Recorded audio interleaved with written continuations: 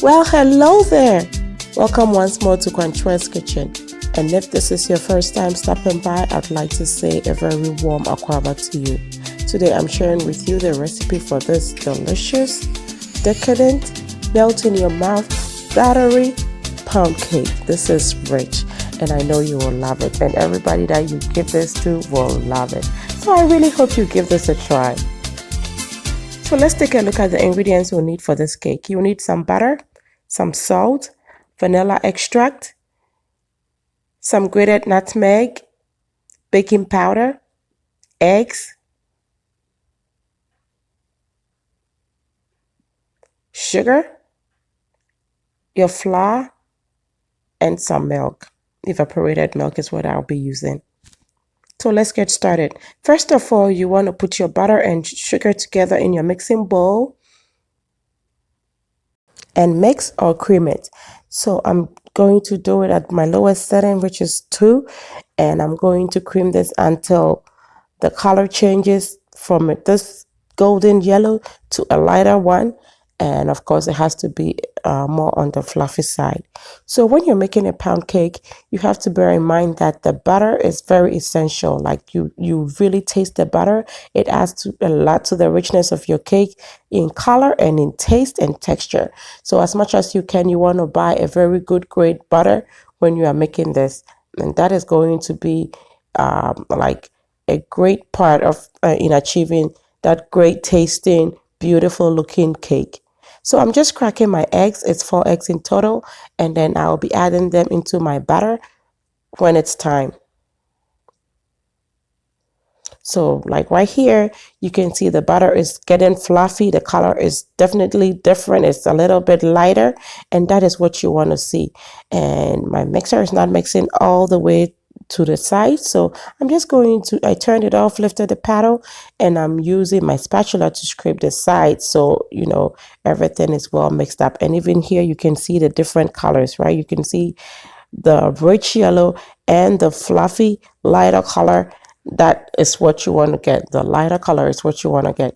So whilst it's mixing, I'm going to go ahead and mix my dry ingredients. So I have my flour, my baking powder, my salt, and nutmeg in a mixing bowl, and I'm just going to go ahead and whisk this.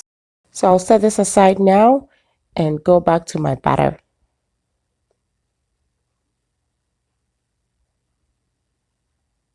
So at this point it is very light and fluffy, and so I'm going to be gradually adding in my eggs at this time. So I'm adding them in one at a time, because you don't want your batter to be runny. You want it to be beautifully formed even as you add the eggs, and that can be achieved if you add the eggs one at a time.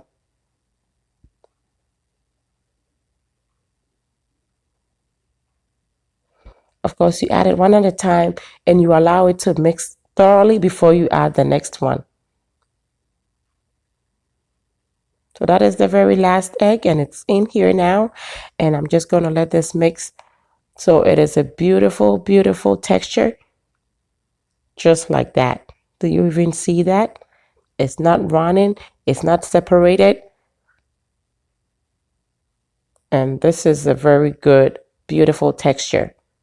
So I'm going to go ahead and start adding my flour and my milk, and as always, I'm going to be doing them alternatively. So I'm adding a cup of my dry ingredients, and once it is well mixed up, I'll add a little bit of my milk, just like this. So you're going to do this alternatively until you have everything mixed up, but it's always going to be the dry ingredients going in last. So I added some dry in here before, and I have my milk in now, and I'm going to let this mix up, add more flour just like that.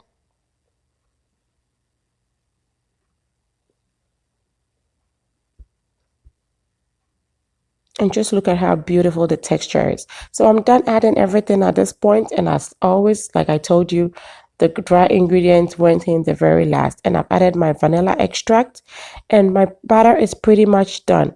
But I just want to make a very festive cake, just like we have back home in Ghana. on Christmas, you know, you have your cherries in there to give it that beautiful red and green color, and some raisins. We always did put some raisins in here. So I'm just cutting up some cherries. These are green cherries that I cut specifically for this, and the red cherries I already had in my fridge. So that I didn't get the dried up one. These are the ones soaked in liquid for the red, and it still works perfectly. So I'm just going to cut them up, like quarter them each, and I'm just going to mix them in my batter. Just look at how beautiful the colors are already. Very festive, right? And so I'm adding a few raisins in here, and I have my loaf pans. These are pans that I got last year. They are typically to be used to gift out cake. So you would gift out the whole pan and the cake. But last year I took them out, and I'm using them again this year. Maybe this year I'll just give them away. And so my batter is all done, and I'm going to pour half of it without any trimmings, like without all the cherries and all. And so that will be a very plain pound cake. And then the remaining batter, I'm just going to go ahead and add the cherries to it, the fruit, I should say, and mix it up. And then I'll pour it into the other prep baking dish. And that is it. So I'm going to have one regular plain cake and one with fruit in it.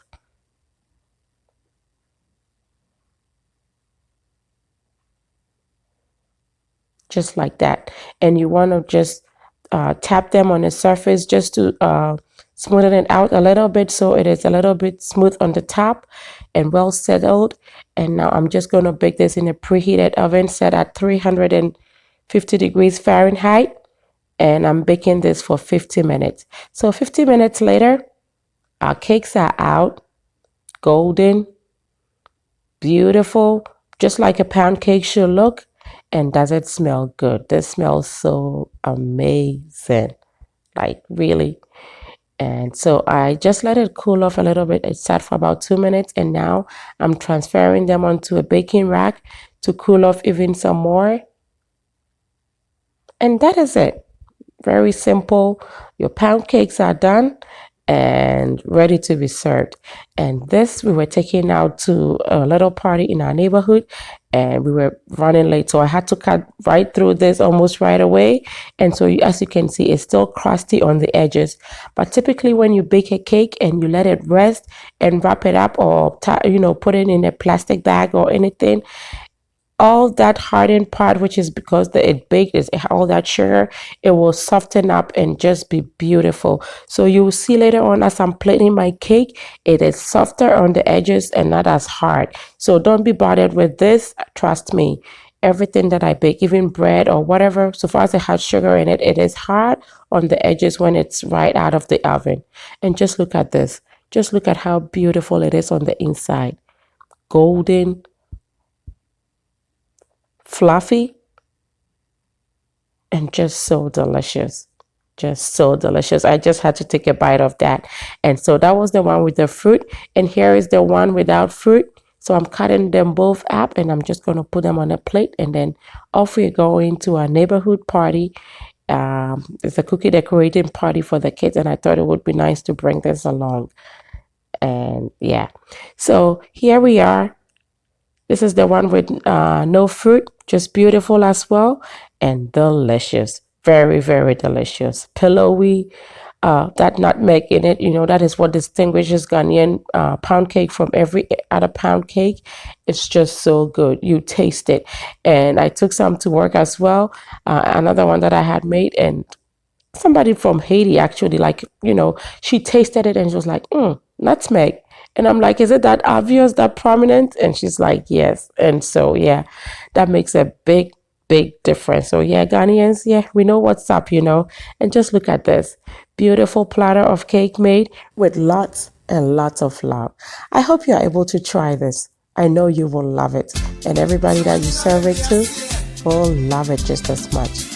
And of course, this goes so beautifully as always with your chips and your groundnuts, which I also have recipes for both as well. And I hope you're able to try all these and have this great combination.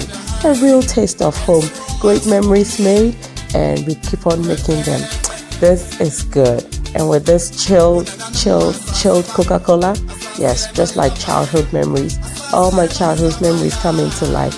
I hope you try this. And until I come your way next time with something delicious, be loving, be kind, be happy.